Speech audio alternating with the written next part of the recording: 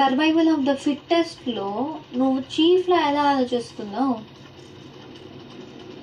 నేను no filter చెప్తున్నా. Survival of the fittest టాస్క్లో మా నుంచి 2 వెళ్ళారని నేను చెప్పాను.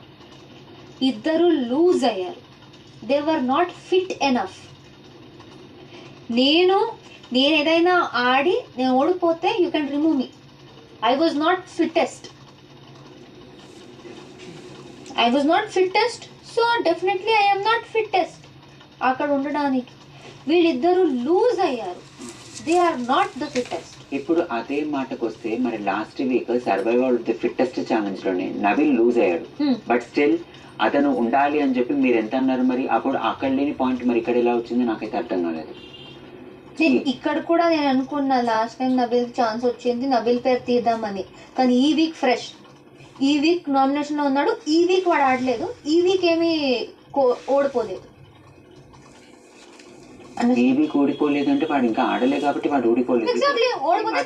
సేమ్ ఇప్పుడు సేమ్ అదే లాస్ట్ వీక్ అట్లనే వచ్చినప్పుడు survival of the fittest. That was not in our hands. And నీకోసం మేము ఫైట్ చేసాం. సో వెయిట్, నా పాయింట్ నేను చెప్తాను. అలాంటి గేమ్లో నువ్వు ఇంకా ఫిట్టా లేదా అని డిసైడ్ చేయడానికి నీకు ఛాన్సే రాలేదు. సో అక్కడ వీకెండ్లో కూడా నాకు సార్ చెప్పింది ఫిట్టెస్ట్ దానిలో who are you removing? The unfit one. వాళ్ళు అదే అన్నారు. ఒకటి చెప్తా అగైన్,